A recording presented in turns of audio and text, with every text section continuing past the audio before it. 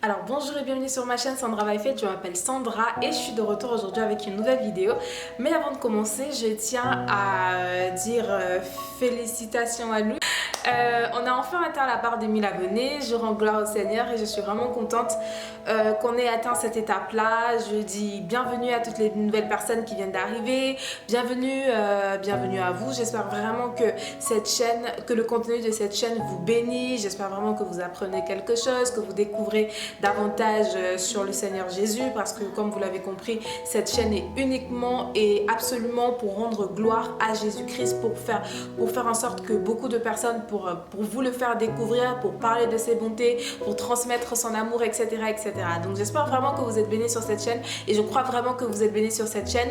Si du coup vous n'avez pas encore vu la vision de ma chaîne, parce que j'ai fait une vidéo sur laquelle j'ai expliqué en fait en gros la vision de cette chaîne, donc le but de cette chaîne, il y a toujours la petite vidéo qui se met en suggestion de vidéo, ou alors en fin de vidéo je vous la mettrai pour que vous alliez regarder et voilà. Donc une fois de plus, bienvenue à vous et je suis vraiment contente parce qu'on ne fait que grandir, on continue de grandir et je rends gloire à Dieu et je sais qu'on grandira encore davantage parce que Dieu est bon, parce que sa parole mérite d'être entendue par tout le monde et je rends vraiment gloire à Dieu. Donc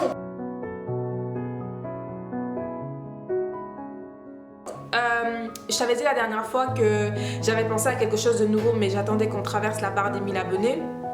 Donc du coup, je vais amener une nouvelle rubrique sur cette chaîne qui est la rubrique des questions-réponses, tout simplement. Donc je sais pas encore, j'hésite encore avec le nom que je vais donner, soit questions-réponses, soit Ask Sandra, donc hashtag questions-réponses ou hashtag Ask Sandra, donc demande à Sandra. En anglais ça rend toujours mieux, hein, c'est pourquoi on donne en anglais. Mais voilà, donc j'hésite encore entre le nom, dis-moi en commentaire celui que tu préfères, hashtag questions-réponses ou hashtag Ask Sandra, voilà. Donc je vais ramener cette nouvelle rubrique dans laquelle je vais répondre à aux questions qui sont le plus fréquemment posées, et c'est vraiment des questions globales. C'est vraiment une rubrique où je veux qu'on parle de sujets de tous les jours, de sujets de la vie de tous les jours, de sujets concrets en fait, plus que ce que je fais d'habitude, vraiment des sujets concrets. Donc par exemple, il y a quelqu'un qui m'a posé la question comment vivre sa chrétienté en étant jeune, comment parler de sa foi à l'école et tout ça. Toutes ces questions pratiques là, tu vois ce que je veux dire. Donc et ça sera donc la rubrique dans laquelle je vais répondre. J'hésite encore, je sais pas si je le fais une fois toutes les 2 semaines, une fois par mois pour que ça soit assez global ou je sais pas trop, voilà. Mais sinon c'est vraiment la nouvelle rubrique que je vais introduire sur cette chaîne. Donc du coup je t'invite d'ores et déjà à me laisser tes questions en commentaire et voilà, je commence à les récupérer et je t'en dirai plus la prochaine fois. Donc une fois de plus, je suis vraiment contente que nous ayons atteint la barre des 1000 abonnés, je suis très heureuse et voilà, que Dieu vous bénisse abondamment et je vous encourage vraiment, mais vraiment à rechercher davantage la face de Jésus-Christ et à devenir de véritables amoureux de Dieu, parce que je vous promets que quand on tombe en amour pour Jésus, on a la vie qui change totalement et complètement, et c'est vraiment le message que je vais faire passer sur cette chaîne, d'accord? Donc aujourd'hui, je suis de retour avec la série The Good, The Bad and The Ugly, et le thème de la vidéo c'est 3 obstacles à l'exaucement d'une prière. Donc je ne sais pas si tu as vu ma dernière vidéo, il s'agissait de comment prier. Et j'ai eu à cœur aussi donc du coup de parler de certaines choses qui peuvent bloquer la réponse à nos prières, qui peuvent empêcher que le Seigneur nous réponde, etc. Donc qui peut faire en sorte qu'on ne reçoive pas directement ou pas du tout ce qu'on demande, d'accord? Et je trouve que c'est vraiment très important d'en parler, parce qu'on nous apprend beaucoup comment prier, on nous dit comment il faut prier, on nous dit comment il faut faire des déclarations, des ceci, des cela, très bien, gloire à Dieu, c'est génial.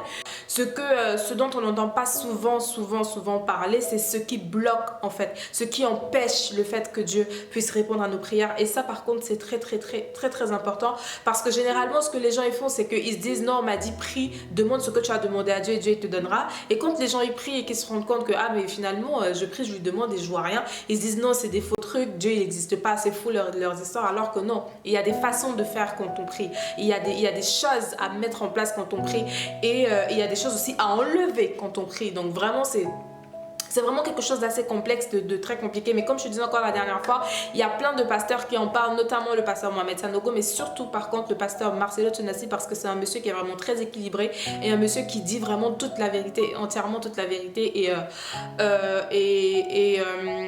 et c'est des vérités en fait qui peuvent faire mal, mais qui nous aident à avancer. Donc je t'invite vraiment à aller regarder les enseignements de ce côté-là, il t'expliquera mieux. Mais aujourd'hui, je vais juste parler de 3 choses qui pourront t'aider et qui je pense vont te mettre sur la piste un peu par rapport à ça. Une fois de plus, la liste n'est pas exhaustive du tout. C'est vraiment des choses que j'ai remarqué encore une fois de plus. Je pense que je suis pas la seule. On est nombreux à avoir remarqué. Et de toute façon, la Bible en parle aussi. D'accord? Parce que ce n'est pas moi qui le dis, c'est la Bible qui le dit. Je vais prendre des versets bibliques comme d'habitude pour appuyer ce que je dis. Donc le premier obstacle à l'exaucement de nos prières, c'est le péché. Et on va aller tout de suite dans la parole de Dieu en Ésaïe 59 du verset 1 à 2. Ça nous dit: mais non, la main de l'Éternel n'est pas trop courte pour sauver, et son oreille n'est pas sourde au point de ne plus vous entendre. Ce sont vos fautes qui vous séparent de votre Dieu. C'est à cause de vos péchés qu'il s'est détourné de loin de vous pour ne plus vous entendre. D'accord? Donc la Bible nous fait très bien comprendre que quand on pêche, on n'est pas agréable aux yeux de Dieu. Quand on pêche, on ne peut pas avoir une légitimité quand on fait une requête aux yeux de Dieu, d'accord?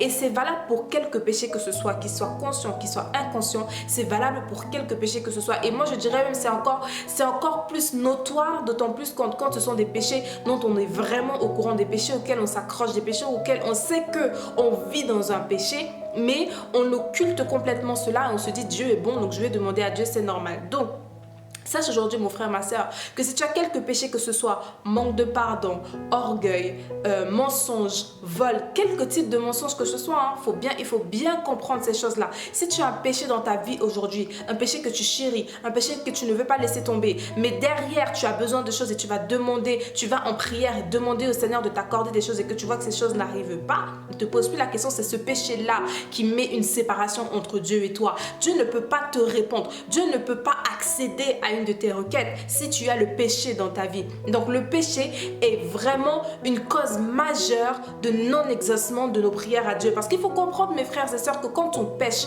on désobéit à Dieu. Et quand on désobéit à Dieu, on obéit à Satan. Il faut bien comprendre ça. Parce que c'est quelque chose de vraiment binaire. Ça veut dire que quand on ne fait pas le bien, on fait le mal. Quand on ne fait pas le mal, on fait le bien. Donc quand on sert Dieu, on ne sert pas le diable. Et quand on sert le diable, on ne peut pas servir Dieu. Et quand on pêche de manière volontaire ou involontaire, on sert le diable. Et à partir du moment où on collabore de quelque façon que ce soit avec le diable, on n'est plus agréable, on n'est plus accessible aux yeux de Dieu. Donc il faut bien le comprendre. Il faut que nous dégagions nos vies, parce que je ne m'exclus pas de cela, parce que ça peut encore arriver aujourd'hui, même quand on est enfant de Dieu, d'avoir un péché dans sa vie, de façon consciente ou inconsciente, mais de ne pas avoir d'exaucement. Donc il faut vraiment qu'on dégage de nos vies toutes les choses qui ne sont pas agréables aux yeux de Dieu, qu'on rompe tous les liens qui puissent encore exister avec nous et l'ennemi pour être totalement agréable aux yeux de Dieu et pour faire en sorte que le Seigneur puisse se pencher sur nous et accéder à nos requêtes. Seigneur, c'est un Dieu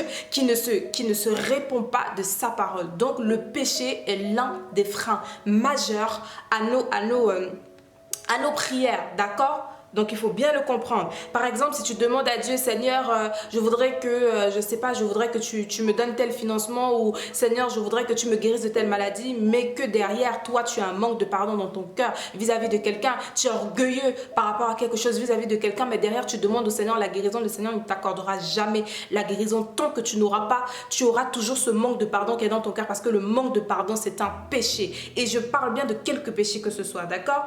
Ensuite, deuxième raison, ça peut être que la chose qu'on demande n'est pas dans la volonté de Dieu. Et ça, on va le voir en Jacques, au chapitre 4.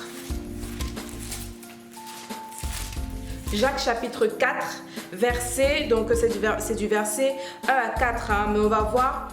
Jacques nous dit au verset 3, « Ou bien quand vous demandez, vous ne recevez pas, car vous demandez avec de mauvais motifs. Vous voulez que l'objet de vos demandes serve à votre propre plaisir. » Si quand on demande quelque chose à Dieu, Dieu ne l'accorde pas, c'est que certainement ce n'est pas dans sa volonté. Je vais prendre un exemple, mais vraiment très banal, mais que beaucoup de gens occultent ou ne savent pas par ignorance ou je ne sais trop quoi.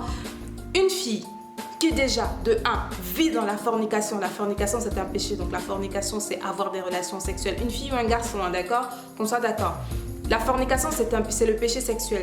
C'est avoir des relations sexuelles en dehors du mariage, que ce soit de façon adultère ou de façon pas dans le mariage, avant le mariage, la fornication. Donc quelqu'un qui vit dans la fornication et qui prie et qui demande à Dieu, Seigneur, donne-moi mon enfant, j'ai besoin d'avoir un enfant, nani, nana, t'as beau sortir toutes les raisons que tu veux, le Seigneur ne t'entend pas. Ce sont des prières que le Seigneur ne peut pas recevoir, parce que quand on vit de façon consciente dans le péché, le Seigneur ne peut pas accéder à nos requêtes. Je suis désolée, il n'y a pas de cas particulier, parce qu'il y a quelqu'un qui était venu me dire en commentaire, oui, tu sais, moi, je me retrouve dans ton histoire, parce que vu que j'avais donné mon témoignage, j'ai vécu un peu pareillement ta situation, mais moi c'est différent. Oui, je suis toujours en couple aujourd'hui avec le père de mon enfant, mais j'ai décidé d'arrêter les relations sexuelles, mais c'est un peu compliqué. Et puis tu sais, moi c'est difficile, je peux pas trop sortir de ce couple-là parce qu'on a un enfant. Donc quelqu'un comme ça qui va se dire, je prie le Seigneur pour qu'il puisse me délivrer de ci, je prie le Seigneur pour qu'il puisse accéder à mes requêtes, mais elle sait très bien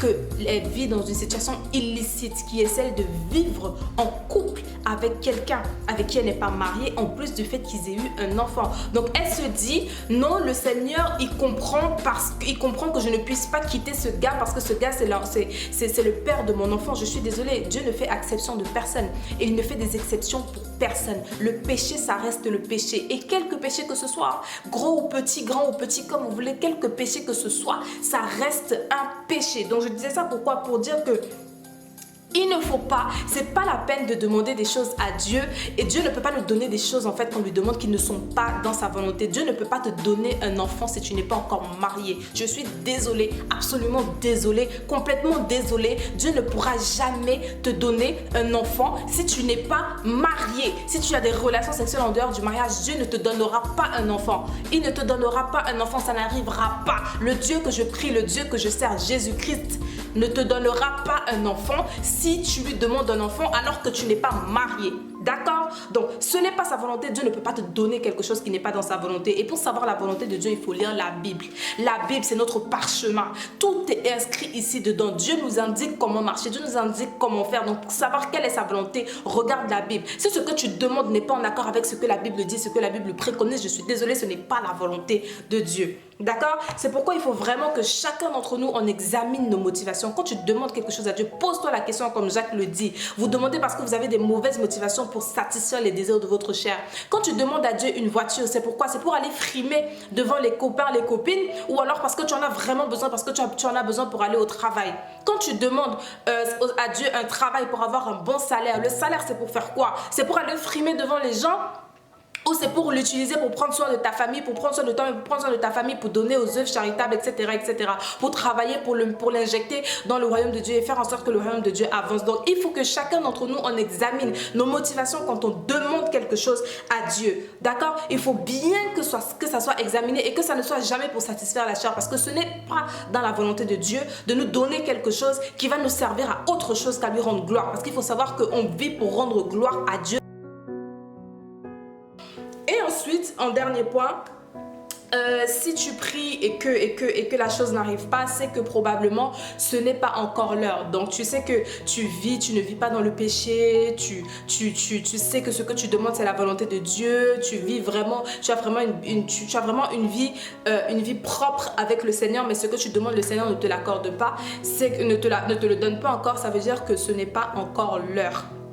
D'accord? Donc oui, le Seigneur t'a fait une promesse, oui, le Seigneur t'a parlé, oui, le Seigneur t'a confirmé que c'est bien sa volonté, mais il ne te la donne pas tout simplement parce que ce n'est pas encore l'heure, d'accord? Et on va voir en Habakkuk 2:3 et je vais lire dans la version parole de vie. La parole de Dieu nous dit: les choses que je te fais voir arriveront, mais seulement au moment fixé. Elles vont bientôt se réaliser, ce n'est pas un mensonge. Attends avec confiance si c'est long. Oui, elles arriveront sans retard. Donc, moi je viens t'encourager, mon frère, ma soeur, toi qui demandes les choses au Seigneur et que tu sais très bien que ça rentre parfaitement dans la volonté de Dieu, mais tu ne vois encore rien se manifester. Attends, parce que la promesse finira par se manifester. Dieu n'est pas un menteur, n'est pas un menteur et il n'est pas un fils d'homme pour pouvoir se repentir de sa parole. À partir du moment où sa parole elle est sortie de sa bouche et que cette parole-là vient trouver que tu es dans les dispositions qu'il faut pour pouvoir recevoir la promesse que le Seigneur t'a faite, t'a dite, alors sache qu'elle finira par arriver tôt ou tard, elle finira par arriver. Continue de patienter de façon positive parce qu'il y a différentes façons de patienter, mais c'est encore un autre sujet, mais continue de patienter de façon positive en rendant gloire à ton Dieu, en rendant grâce à ton Dieu, en ne murmurant pas contre lui, et tu verras sa promesse s'accomplir dans ta vie. J'espère vraiment que cette vidéo va vraiment t'indiquer, va vraiment faire en sorte que tu puisses te faire une introspection et que tu puisses vraiment te demander, Seigneur, montre-moi qu'est-ce qui ne va pas dans ma vie. Seigneur, montre-moi ce que je ne fais pas bien. Alors ce que je ne fais pas totalement, montre-moi, Seigneur, ce qui ne va pas parce que je veux t'être agréable, je veux te faire plaisir. Il faut savoir, mes frères et sœurs, qu'on doit vraiment s'atteler à construire une relation solide avec le Seigneur de telle sorte qu'on puisse lui faire plaisir en tout temps et qu'on puisse lui être agréable en tout temps, parce que comme je vous le dis toujours, c'est notre premier amour et c'est vraiment la première personne qu'on doit rechercher à satisfaire au maximum. Et surtout, on doit chercher Dieu pour qui il est, pas juste pour les choses qu'il a à nous donner, pas juste pour les bénédictions qu'il a à nous donner, mais on doit le rechercher pour qui il est, lui, à l'aimer lui en tant que Dieu et non à aimer ce qu'il y a dans ses mains. D'accord? Donc je termine en te disant que il faut te repentir si tu t'es reconnu dans tout ce qu'on a partagé aujourd'hui. Soit réponds-toi, et pour toi qui attend patiemment que la volonté de Dieu se fasse, sois patient tout simplement, parce que de toute façon tu sais que la patience c'est un fruit de l'esprit et le Saint-Esprit continuera de te conduire et de te guider jusqu'à ce que tu vois la promesse se réaliser. On arrive à la fin de cette vidéo. Et n'hésite pas à t'abonner si tu n'es pas encore abonné à la chaîne. Je te mets toujours ma photo ici pour que tu cliques dessus. C'est facile, c'est rapide. Je suis au courant, dès que je sors une vidéo, tu reçois une notification. Je poste tous les vendredis à 19h et tous les dimanches à 16h. Et n'hésite pas aussi à partager la vidéo pour pouvoir édifier un frère ou une soeur. Parce que de toutes les façons, on est là pour partager, on est là pour s'édifier les uns les autres. Et voilà, donc d'ici à la prochaine fois, porte-toi bien. Que mon Dieu te bénisse. Et don't forget, God has equipped you to make a difference in someone's life today. God bless you, and I will see you the next time. Bye.